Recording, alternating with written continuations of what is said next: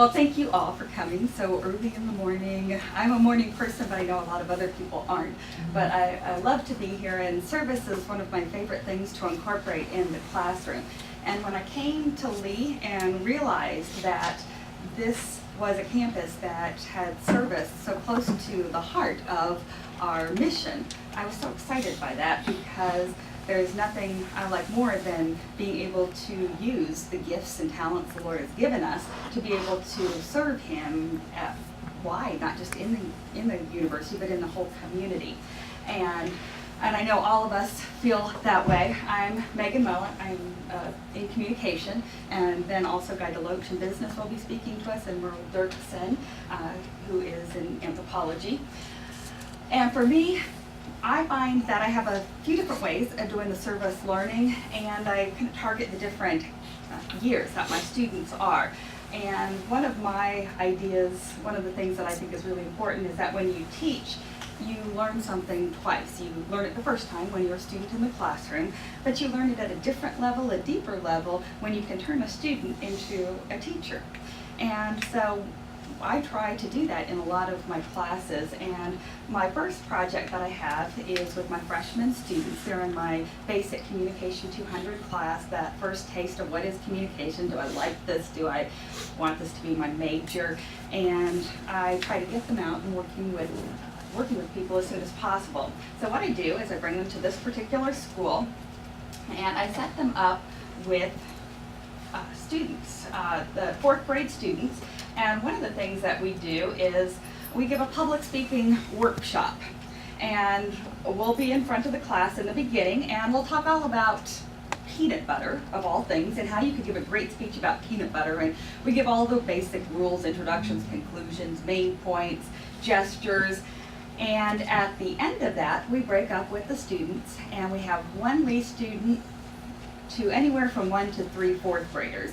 And they sit down and they work with those students to be able to talk about what it is that they're doing. And so some of them need help with the computer and research, because they just never have done research before. So our students get on there, and if they don't know what Google is, then we teach them a little bit about what are good sites, what are bad sites, how Google can kind of get you to some place, and then how is this a reputable site or not. And so we do a little bit of critical thinking there, and then we get to sites and we talk them through what kind of things they want to talk about in their presentation. And so we're able to get a lot of ideas from them, what they would like to do. That's the same page. And we also bring in our laptops, because we know that often there aren't enough computers at the elementary school. And then we will also just work with them at the desk and start writing things down. And we also, one of the missions, a lot of our class is learning about interpersonal communication.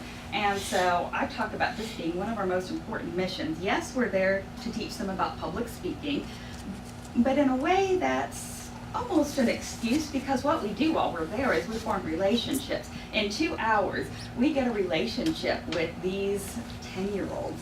And it's amazing, because this is a school that is from a lower income district. About 75% of the families receive lower reduced income lunches and breakfasts, which means they're on the lower end of our economy here, that they just don't make much. And a lot of these parents are single parents, and they might not have a lot of individual time with the kids because they are surviving. And so for these kids to have, these fourth graders to have a couple hours with a college student is amazing. And I didn't know how much of a difference it would make until the speeches were taken to competitions. 4-H has a public speaking competition, and every year that we've helped with this, Michigan Avenue school kids have come close to, mostly they dominate the competition. One year we almost swept the competition. Out of 11 elementary schools, we had all but 2 of the top county speeches. And we don't tell the students what to write. All we're doing is talking them through it. We don't write it for them at all. But it's amazing. And so my students come out and they're like, wow, that was great. And I don't think they're ever going to forget these public speaking ideas. Plus they learn about that interpersonal, they know about their nonverbal communication and making that relationship, and it's great. So that's our first taste, is with them, with those students. But I also want to reach my sophomore and juniors a little more of an in-depth level. And these students, I have an interpersonal communication class, and we go to Bachmann Academy. And I don't know if many of you are familiar with Bachmann. It's the southern part of Cleveland. Technically it's McDonald. It's by the Johnson Woods retreat place. It is a school that specializes in learning differences. They have middle and high school students who have ADHD, Asperger's syndrome, Tourette's, things that make these children different from your normal student. They didn't make it in public high schools. Many of them couldn't make it in private high schools. Many of them are super intelligent. Others of them are just average. Some are just a little bit slower, so you have a wide variety there. And I find what most of these students have, though, is some social inadequacies. They're not really socially adept. They haven't paid attention to social rules and norms, and so they're often doing or saying the wrong thing according to teenage culture. And so my interpersonal class will go, and this is a long-term project that we do, and we first of all go and we teach them about something called script theory. And script theory says that in everyday life, we are almost acting a part, and there's a role and a script we learn. So if I say, hey, good morning, how you doing? How are you? That's our script. We just have like, great, how are you? Now, if you were really feeling awful and horrible, you wouldn't tell me that in this situation. But there would be a situation where you might. But you know that. These kids don't know that. And so there's a lot of kind of inappropriate social conversation that goes on. So we taught them this idea of script theory. I teach them about what's called on the front stage when we have these scripts. And then there's backstage where you can just let your hair out and be yourself with your family, your best friends, and do everything. But sometimes we just need to do that. Hey, how are you? Great. How are you doing? And just leave it at that. So we teach, and then I set my students. We go back 4 times, and I have student groups lead a presentation each time, a slightly different aspect of social rules. And that group has done research in the journals to find out about the complex comm theories that are about these rules, and then they boil it down into everyday language for our middle and high schoolers to understand. And my favorite one was how to break up with someone. Because that's what these students are like. They want to know how to ask somebody out on a date. They want to know how to make friends. They want to know how to break up with somebody, and also how to say no to a date. But my favorite was the breaking up with someone, and the students came up with the ways to end relationships in the most positive way, called relationship disengagement theory. And so what they did was they boiled it down to an Oreo cookie. When you break up with somebody, you have to start out with something positive, and you end with something positive. That's the 2 sides of the Oreo cookie. In the middle is the breakup. So you are such a wonderful person, and I love your sense of humor. I'm sorry, but we're going to need to break up now, but I want you to know that you're amazing. Okay, and that's our breakup, so our Oreo cookie. And it was good because they were able to get that complex theory, but break it up and make it really easy to understand. We also took a look at nonverbal communication, and when we started out, it was funny because we would have, this is one of my Lee students, and this is a Bachmann student. If you notice, this is really closed body posture. You can't get much more closed than this. She has her arms, her legs, her body straight forward, and she's just putting her head over, but she also has kind of a set expression on her face like, this is stupid. And by the time we're done, and at the end, we have people, they've made their relationships because we go 5 times over the semester.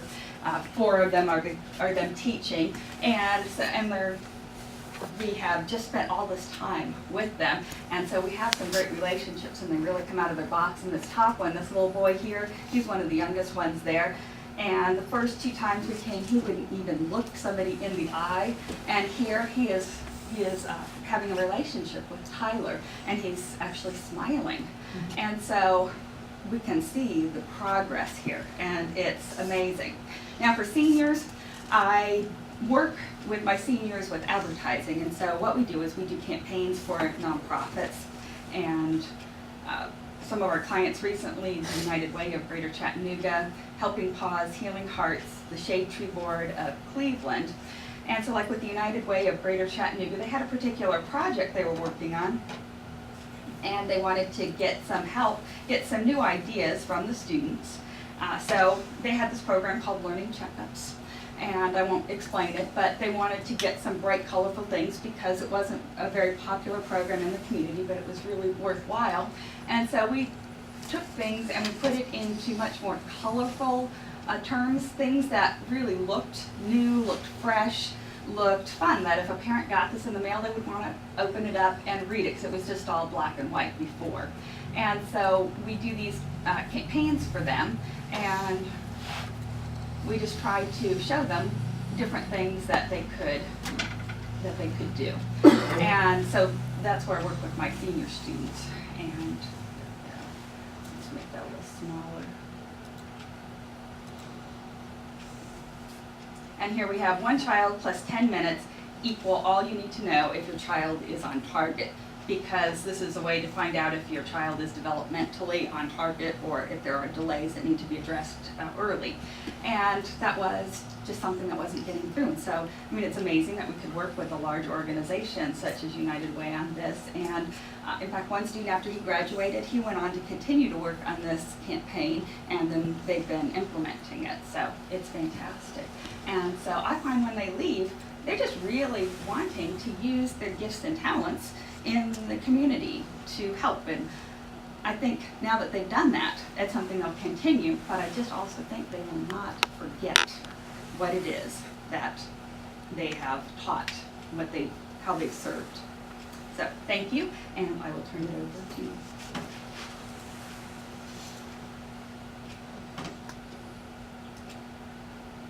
Good morning. I'm not a morning person, so bear with me a little bit. I'm going to share with you this morning one of our approaches for the Department of Business and how we advance service learning in the classroom. But before I begin and tell you about the Cambodia initiative, I need to take about 60 seconds to tell you about one of the best service learning programs that I'm aware of anywhere, and that has to do with our VITA program. And Greg it's our accounting students, and if you're not familiar with the VITA program, Greg, could you take 60 seconds and just tell us what you did last year and the service that you do in the community? Can you do that? Sure. I'm not putting you on the spot. But Yeah, okay. It's a relationship that we have with the Internal Revenue Service, and I know that's 3 dirty words. Okay. However, each tax season, we partner with them to provide tax services for the Cleveland community with anybody who has an income of under $50,000. It has progressed up. When we first started, it was like $45,000. And as old as I am, and some other people in the classroom here, $45,000 or $50,000 used to be a lot of money, but right now it's not. Okay, so what we do is we provide free tax service. It's absolutely free. And last year, we've progressed up each year in terms of increasing the number of tax returns that we do and the amount of refunds. And Mike Hayes mentioned it yesterday in his little speech that last year we generated close to $750,000 in refunds for the Cleveland community, and it stayed here. Okay, we have some phenomenal takeaway stories about our students' relationship with the taxpayers. And right now, because of the fact that it's our 5th year, 5th or 6th year that we've done it, we actually have regular clients, okay, that call, okay, and stop in. And we don't take appointments because people sometimes have a tendency not to honor that appointment. But if we know the client real well, we will. And it's not textbook stuff because we don't know what's going to walk in the door. how many people did you serve last year? Last year we did over 600 tax returns. Yeah. And so the ability of the accounting students to be able to have hands-on Sure. is a phenomenal learning experience for them. Yeah, and then we're because we don't know what the answer's going to be. in the Yeah. community. So Yeah. I just wanted to if you're Thanks, not aware of appreciate that, some of us may be taking advantage of that service, and Well, we started at the end of this month. We do it every Friday and every Saturday morning, Friday afternoon and Saturday morning. Saturday morning, I kind of bribe the students because I bring them donuts or Chick-fil-A sandwiches. We have to watch that because sometimes the clients take them too. Well, thanks, Greg. Thanks. I really appreciate you sharing that with us. But the approach that I'm going to be presenting today has to deal with it's an international perspective where it's a Cambodia initiative where we're literally trying to change one village at a time. The objective of our service learning initiative in this class is to develop a sustainable economic model that literally breaks the chain of poverty that's occurring from one generation to the next in the Cambodian theater. And so we're with our students, we're actually training them concepts and principles in micro-enterprise.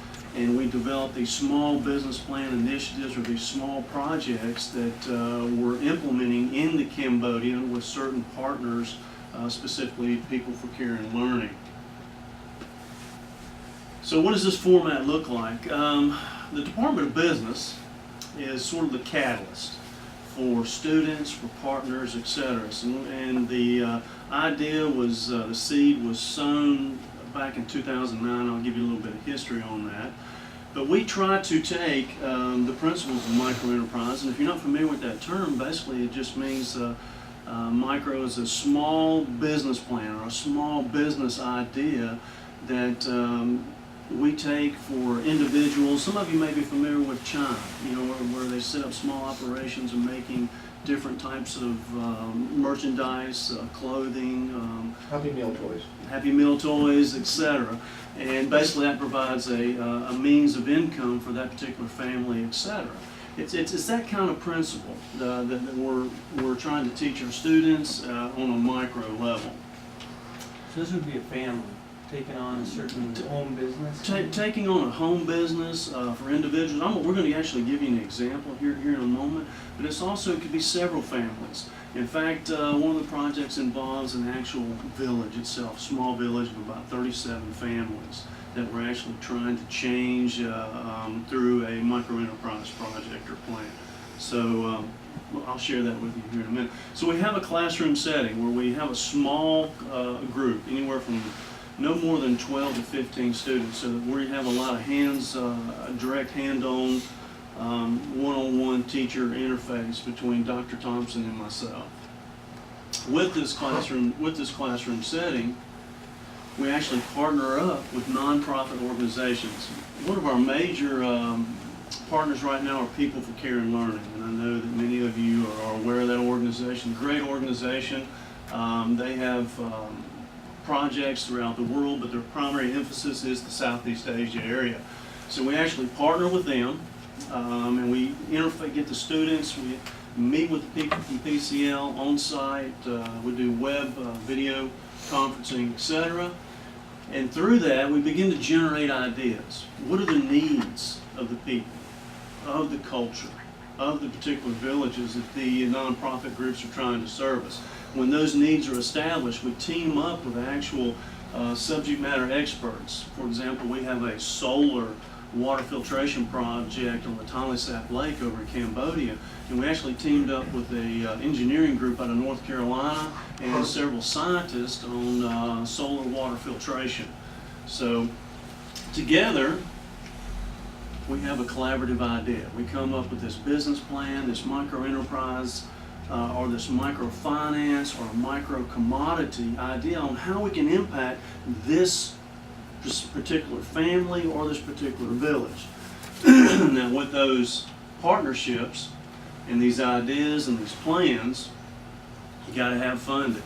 So once again, the Department of Business with our partners, we actually go out and seek philanthropists, and we've been very fortunate in this area to establish relationships with corporations, philanthropists, and other various donors. To date, we have actually raised over $150,000 to support our research and these particular projects overseas and abroad. So remember, the idea is that we come up with these projects and these ideas with our partners and with feedback from people in the ground, or boots in the field. But it's still a research, it's still an idea, it's still a plan. And so we initiate these mini research projects or mini enterprises. Some of them fail.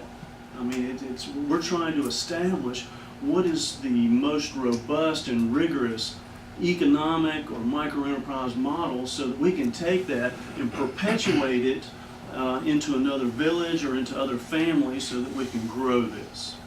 So we've had some great successes and we've had some terrible failures, but that's part of it. It's research. From this, the students, from their ideas in the classroom, we take from there those ideas and those business plans. We now have the funding, and we begin to initiate these research projects or these ideas within the Southeast Asia region. Our students have actually, from this class, have been embedded in country from 6 to 12 months. We actually do mini trips with different global perspective teams. We've teamed up with other departments, education, global studies. And not only is it business students taking this particular class in the business department, we have psychology majors, we have science majors, we have global studies majors. And so they come from all over the college into this class, and then they'll actually be embedded or they'll do mini trips over to work on these particular projects. A little bit of background. 2009, Dr. Thompson and I did a fact-finding trip over Cambodia and had our world rocked. I mean, it was, if you've ever been there and you've been to Tonle Sap Lake, and you see it's almost 1 million refugees that spend their whole life. They're born, birth, they grow animals, they have gardens on a lake. And it's an amazing culture to be able to see this, but it's truly humbling, and it will impact your life forever if you ever have the opportunity. So we actually went over there, did the fact finding. 2010, we started the class for credit. We actually took a small team into the country for research, to understand the culture, to understand the people, most of all to develop relationships with the great people of Cambodia. They are wonderful people. I won't spend a lot of time, just kind of go through this, is that we continue to build from 2009 with research, mini studies, sending our students abroad in different capacities. One thing that has changed in the last semester is that now, remember, this is research also. So our students this semester have actually started presenting at a regional conference. I think the regional was 47 different universities were at this regional conference, and our students were able to actually give a presentation at the conference. And we want to take this research and move on toward publishing too, because one of the things that we want to do is to take these lessons we've learned and do kingdom work. We want to propagate it to other nonprofit organizations and to other universities. So we'll be moving more and more toward publishing and working. And this is one of our most exciting opportunities. Actually, January 20th, we have 6 students that are going to be embedded into the People for Care and Learning program. They're actually going to be doing an English class. They're going to be running an integrated farm. They're going to be working on soy projects, nutritional, and literacy programs. In the Cambodian region with the Khmer Rouge, they wiped out over 1/3 of the population back in the 70s. There is literally a generation missing. The poverty is significantly great in this part of the country, and there's a lack of, there's a huge amount of ignorance when it comes to certain basic agricultural, financial, and interpersonal understanding. Unfortunately, this leads to a significant sex trade. And one of the things that we're also trying to do with our program is in some of the villages we work in, there's a significant problem with the sex trade. And if we can break that chain of poverty, we're really hoping to impact some of these families and keep some of these kids from being sold into that trade for profit. So I'm going to share one, these are the initiatives and the research projects that we're currently working on. Integrated farm, soybean for nutrition, solar water filtration, fiscal literacy, commodity lending, which is kind of cool. I'll talk about that a little bit. We're actually building homes for some widows in the villages, rice banks, and the learning center. I'm just going to tell you a little bit about the integrated farm concept. Once again, we also want to be eco-friendly. So one of the first things that we've done with one of the research projects, we bought several acres of land in Cambodia in this particular village called Takam. And right now they only have one rice crop a year. So we're trying to introduce multiple crops, soybean and rice. But with this, on the farm we're actually growing rice, but there's a byproduct of the rice, and it's called husk. And from that those husks, right now they're not doing much with it, but from that byproduct we in turn hope to feed the pigs. And then from the pigs, as the different litters come online, 2 or 3 a year, they're able to sell the pigs, which generates incomes and also provides a means of substance for those particular villagers. From the pigs we have manure. So the manure we're actually looking at or investigating the possibilities of biodigester, so that we can use energy to run the husking operation or the husker, which I'll show you more here in a moment. The effluent from the biogester and the pigs, we also have fish ponds. So the manure and the biogester actually feeds the fish. So the fish can actually be sold in the market and also provides another protein source. So you kind of get the whole sustainability, eco-sustainability aspects of it. And from there we develop looking at solar pumps, irrigation, and then you kind of complete the circle. So it's not only providing a business, but it's eco-friendly, and it's based on an agricultural type model that they understand and they can work with. Here's the actual farm, a picture of it, a blueprint, a schematic. It is in partnership, you can see up here on the left, Lee University Department of Business, the Lazarus Foundation, some of you may know John Gregory, FF Construction, and young entrepreneurs. We have fruit trees, fish farms, and once again, some of the basics of this is to impact a small village. 30% is of the produce, chickens, ducks, pigs, are actually used as a protein source for the villagers and the children, which is a major issue of nutrition for that village. So 30% is redistributed, 70% is actually sold out on the market, which gives a perpetuation for revenue, a means of subsistence. We actually have 3 people employed or working at the farm. Anu is up here at the top. I don't know if some of you are familiar with him. He is a miracle in himself. He had a 4-pound tumor on his face that was removed by some French doctors, which was a great story. Ike is actually a pastor for the village. So we're actually providing substance and income to provide for spiritual growth in the village also. And Sign is, he's actually an orphan, and believe it or not, a lot of the ideas that you see here actually come from the Cambodian people themselves. They have been empowered and enabled through this, and it's great to see them take it over. So that's the end game. I'm not going to spend a lot of time because I've got a video. I just kind of want to show you. It's about 2 or 3 minutes. But the fish farms, 7,500 fish. And you talk about using manure and different husks and byproducts in a sustainable model to feed these fish. And then this is a significant protein source and a means for income. It's our rice husking unit. We've got chickens and ducks. And, so we've been very, very proud of the progress to date on this research in this particular model. Now, where are we going in the future? We're teaming up with some additional scientists, and we're looking at hydroponic growing. With the fish ponds, we've discovered that we need greater aeration. And I know that you've been by ponds and you've seen them shooting the water up in the air, and that doesn't quite work with 7,500 fish and the level of concentration we have. So we're developing some new ideas. This hydroponics idea is cutting edge. We're very excited about it. It also provides another means for growing different type of vegetables that would benefit the village themselves. So once again, it is research.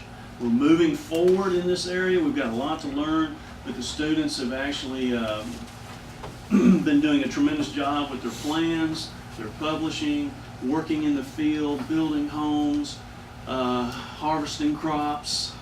It's been amazing. So what I'd like to share with you just briefly is a short video. You know what, Dad, could we have Merle go and then Well, we'll let's show the go, video again? let's see what time we have here. Because I think we have about 10 minutes left. No, we got Yeah, maybe. 25 minutes left. Really? Is my watch that off? Huh?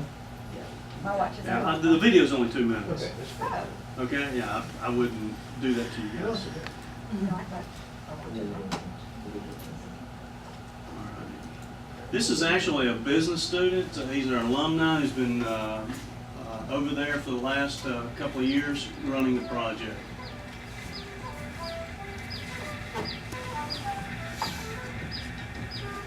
The farm here is a micro enterprise project, or PCL, in which we're trying to stimulate the economy locally here in the Takam village. I have to start the farm here, and then we can have the people around here also. We have 2 fish ponds. We have tilapia and bassa fish. Some pigs situated on top of one of the ponds. We use the waste of the pigs as fertilizer. We have chickens that are growing, fruit trees, lemon trees, mango trees. Also have a grinder here, clean the rice of the people in the local village, and then we keep the husks and use that for feed. Everything that you see out here was built with local laborers. We've tried to hire all local help.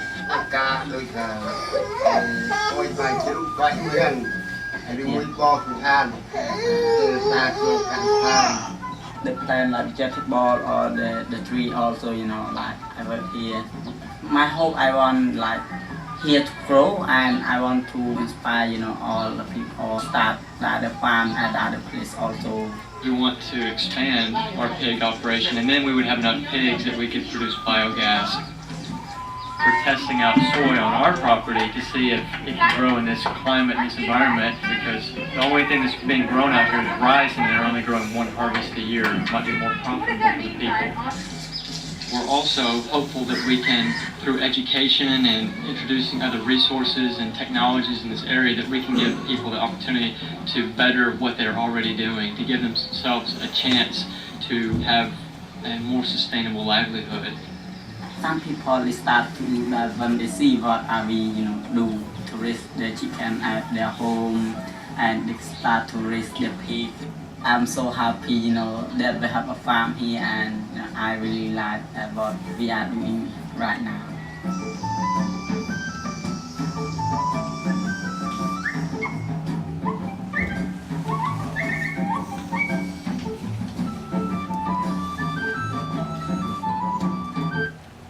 So thank you for allowing us that opportunity to share that with you.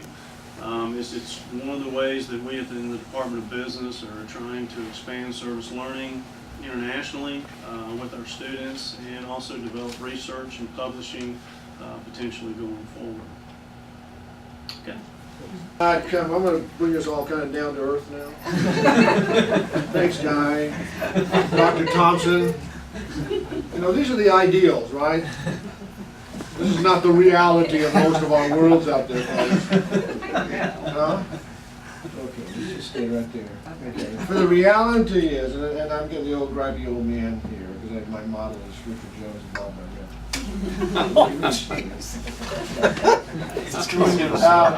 Okay, I didn't know whether to start with the good, the bad, or the ugly. The reality of it is, it's a week till school starts. Classes start next Wednesday. And now I'm starting to think about how I can do a service project in the class, right? And the syllabi should have been submitted to this committee that over the Leonard Center. I haven't done that. I want to do it. I've done a lot of projects. And then Mary Ruth, who's my student, who was my student. He taught me everything. Everything she knows. Asked me to do this, and of course, I think I was asleep too, yes. I didn't know who I'd get joined with. But here's the reality, guys. That for most of us, we very much support the idea of service learning. I don't know, you know, again, the service is great, and we love doing the service, but you go into your class and you write the syllabi and you have a requirement and how do you build it into your objectives, and then people in your class say, half of them say, well, I'm doing service project already with my club, and I don't have time to do your service project. And then how do you evaluate that on an exam? You know, I'm telling you some of the problems I face, and I continue semester after semester to kind of struggle with this idea of how do I make it part of the class, and of course I talked to Carol a lot about this. And so, where do we go with this? First of all, we have not, and Mary Ruth, I really appreciate this session, and I'm just, you know, burying my heart, kind of like Bill Cam did, talking about getting fired. I have my own fiery story. You know, one of the things we haven't done here as a faculty, I mean, these guys have done a wonderful job, but again, in a course, how do I take those objectives and how do I build them in, and then what I do with students who are doing other kinds of things, and then how do I evaluate some and not others? And so I've kind of gotten down to, and Carol and I have talked about this, there's several approaches to doing this. One is to say in a class, okay, here's a service project I'm working on, does anybody want to join me? And I'm going to be going out and doing this, and then to try to bring the interest into the class and touch on it. For example, the global gift shop. I mean, it's kind of, you know, it got to be in November, and somebody said, you're going to do the global gift shop, and I said, well, I guess we will. Got the bank down there in my contemporary, my Understanding Contemporary Society class. I said, okay, who wants to join me in that project? If you want to join me in the project, go to the website. We talked about fair trade in the class a little bit, showed some of the videos and tried to bring it in. And then those students, you know, use that as kind of a teaching moment when they're in the shop and they're talking to people about fair trade and they're buying the product, etc. So again, quite honestly, I'm struggling big time, and I think the Leonard Center does a great job, but I'm not sure that as a faculty, except for the business department, except for Megan, who kind of takes us on as her own kind of project, how do I use service, connecting the service to learning, the learning to service? First of all, one of the problems I face is that I grew up in a tradition where you don't talk about it. So the reflecting thing I can't do. You know, you do service, you shouldn't be talking about it. And you shouldn't be getting credit for it. And you sure shouldn't, you know. I mean, Mennonites just don't do that. They just kind of do it. You don't have to talk about it much. So, several things that I've done. One is that picture you see in the upper right-hand corner was, I took a group of students, 8 students, down to Ecuador to do ethnographic writing and research. We visited people in some of the towns, we're also up in the mountain areas of Ecuador, and sometimes these projects happen kind of unintentionally. So my students are there kind of interviewing school kids. It's about 10,000 feet up in the mountains, the Quichuas, and they're at a school, kindergarten kind of thing, and they find out these little kindergartners down here on the right side, this is the roof to their school. It's, you know, but half of it's off. They're in there, the rain's coming in, the rafters have fallen in, the roofing's gone, and the students say, you know, I say, okay, let's take tomorrow. We're going to go out and buy new roofing. We're going to build a new roof on the school for these kids, along with the village people. Great kind of opportunity, unintentional. Students collect money, we go down to town, about now a couple hours away, we come back with materials, and with the townspeople kind of repair the school. Matter of fact, that hole right there, I fell 6 foot. There's a video of it too. There's a video of it. But then there's those wires hanging overhead. We're putting the roof on our 220, you know, bare wires. So you're going to slide in the metal roofing underneath these 220 wires. So they're quite intervention in this kind of thing. But you know, I also, as part of study abroad, do intentional kinds of things. Where you go, okay, we're going to go on the Amazon and we're going to take in, you know, the school supplies. We're going to take in the toothbrushes, and we're going to do kind of as part of the trip, kind of. Or we're going to go in, we kind of interface with the pastor, and we're going to spend a couple of days in Quito's, Ecuador. I mean, Peru, and we're going to put Quito's, and we're going to put a floor in a church. And that's great. You know, they're working together. The local people were talking about, you know, poverty and all those kind of things. And those are all kind of teaching moments. The other kind of thing, I don't know what you're thinking. Oh, the other kind of thing that I'll focus on just a minute, and then we're going to go to some questions, is, again, I was teaching capstone sociology, anthropology students, and Ben Judkins was teaching social research, and he said, let's do something in Cleveland. There's an area called Green Drive. It's where you pick up your day laborers, If you need somebody to work for you for a day, just tell them on Georgetown. There's a crew up there, they stand up, just pull up there and pick up somebody. Well, that's a real kind of marginal area, a lot of Hispanics in there, there's a lot of other kind of people, there's a lot of apartments. I mean, there's no place for the kids to play except this little playground. So it's an old tennis court out there. So the research class went out and kind of did a quick survey, door-to-door kind of survey of people that are going to ask certain kinds of questions. Said, hey, weekend after next we're going to have a block party. We contacted Campus Kitchens, and they brought the food out. The students organized a little soccer tournament for the kids. They had face painting. And so it's kind of a way of communicating, was kind of interfacing with people in that community that didn't really have anything. They didn't have a place to go. And they all kind of came out as a nice thing to do. And we connected with them in a block party. Again, these were kind of seniors in sociology and anthropology, and they kind of knew what they were doing. And they organized the whole thing. So that's another thing. To what extent should you be organizing these events, and to what extent should the students be organizing these events? The last thing I'm going to talk about is using, and I think you guys should, I'm going to encourage you all to do the benevolence lab. Guys, it's the funnest thing that there is. And you got to go to the lectures every now and then, which is okay too. But in the lab for 5 weeks, for an hour, you get to do your spiel on service, however you take it. And the kids talk to you, they talk about, they don't want to do it, they do want to do it, they've done this kind of service, and you just kind of sit there and you dialogue in the lab, and you got a student assistant that helps you, and they do some writing, some reflections on it. Well, as part of, so I do those benevolence labs, I love doing it. I missed not doing it last semester, but I'm going to get back into doing it. It's so much fun to do. The other thing was, as part of the international students, the Gateway class, we went out and worked at the Leap of Faith Farm. The Leap of Faith Farm is a farm over in Benton, where the lady has a number of horses, and her name is Stitch. Her name's really Leslie. And Stitch and her husband, Grizz, former bikers, have this ranch, and they have horses for kids with learning disabilities and for vets that have disabilities, etc. And they bring them up there and provide. So we go out and do a lot of stuff with just helping them, redo the pastures and clean the tack. And the international students kind of loved it. I mean, it's interesting for international students because they come from the upper classes, right? And this is like, ooh. But you're in there, right? Everybody's kind of doing this kind of physical labor together. And so it's a great moment of kind of them saying, we're all kind of doing manual labor together. So anyway, so we got a few minutes here. Here we have,